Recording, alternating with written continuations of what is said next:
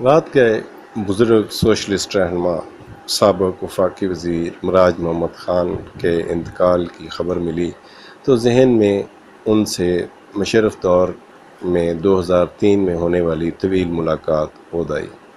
یہ وہ دن تھے جب وہ تحریک انصاف میں تھے اور عمرانی بے انصافی کا شکار بنے پارٹی چھوڑنے کا سوچ رہے تھے، تاہم مایوس نہیں تھے۔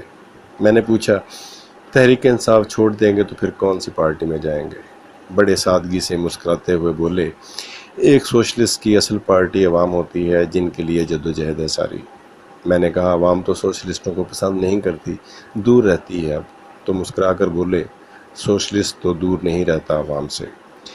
پھر گہری سوچ میں چلے گئے۔ تھوڑی دیر کے بعد بولے، تمہیں پتہ ہے جب پیپلز پارٹی قائم کی جا رہی تھی تو تب بھی ہمیں اندازہ تھا کہ ایسی جماعتیں بنیادی تبدیلی نہیں لا سکتیں، لیکن ہم یہ توقع ضرور رکھتے تھے کہ عوامی جمہوری دور کو قریب تر لانے کے لیے ایک مؤثر پلیٹ فارم مہیا ہو جائے گا۔ حقیقت یہ ہے کہ بھٹو کبھی سوشلزم سے مخلص نہ تھے، اسی لیے وہ کبھی سائنٹیفک سوشلزم اور کبھی اسلامی سوشلزم کی بات کرتے رہے۔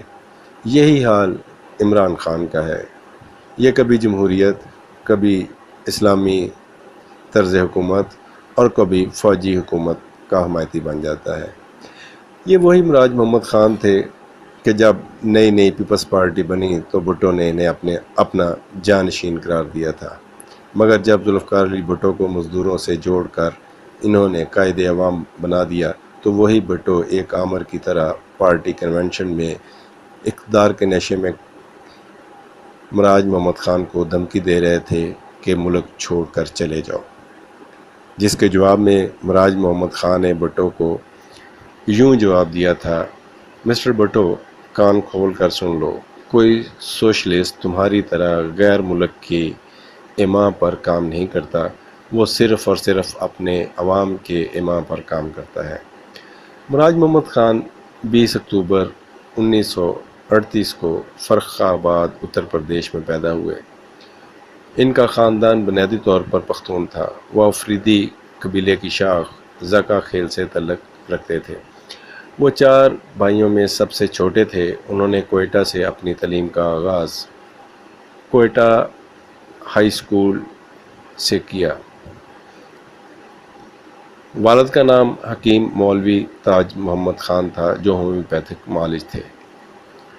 مراج محمد خان نے 1956 میں کوئٹہ ہائی اسکول سے تعلیم مکمل کی اور پھر کراچی منتقل ہو گئے۔ ڈی جے سائنس کالج میں داخلہ لیا۔ 1957 میں کراچی یونیورسٹی میں داخل ہوئے۔ 1960 میں فلسفہ اور انسانیت کے مضامین میں BA کیا۔ 1962 میں فلسفے میں MA کی ڈگری حاصل کی۔ 4 جولائی 1963 سے 30 نومبر 1967 تک وہ نیشنل اسٹوڈنٹ فیڈریشن کے صدر رہے۔ یہ عہدہ جو میر حسن نے خالی کیا تھا اور مراج محمد خان کے بعد رشید حسن خان نے یہ عہدہ سنبھالا۔ پیپلز پارٹی میں آنے سے پہلے وہ پاکستان کمیونسٹ پارٹی سے منسلک رہے۔ انہیں اپنی انقلابی جدوجہد پر حبیب جالب ایوارڈ بھی دیا گیا۔ سرمایہ دارہ نظام کے خلاف اور غریب اور مزدور تحریک کے حق میں انہوں نے عمر بھر کام کیا۔ پیپلز پارٹی میں شمولیت کے بعد بھی انہوں نے مزدور تحریک کا ساتھ نہیں چھوڑا۔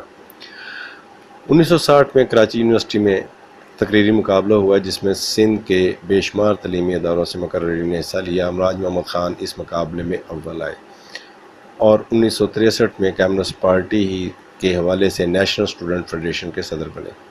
پیپلز پارٹی کے ٹکٹ پر انہوں نے الیکشن لڑا۔ دسمبر 1971 میں مراج محمد خان کو مرکزی وزیر صحت بنایا گیا۔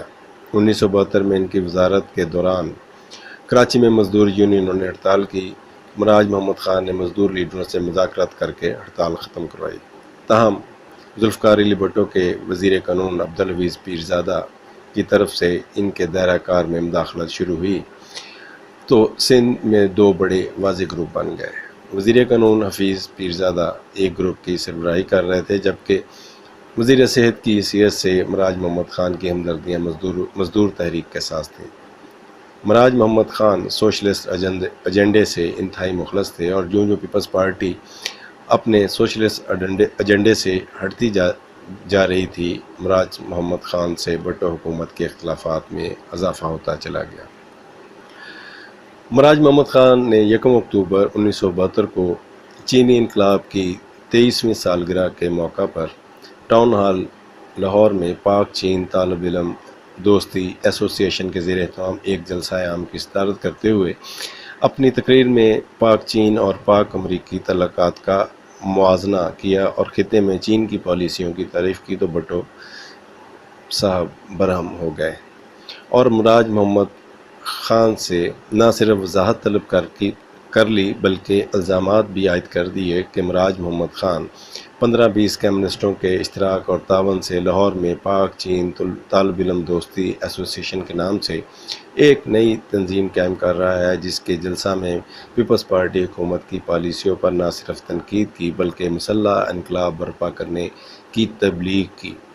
مراج محمد خان کا موقف یہی تھا کہ بھٹو دراصل انہیں امریکی سامراج کے خلاف آواز اٹھانے اور بھٹو حکومت کے شرمناک رویے پر تنقید سے روکنا چاہتے تھے۔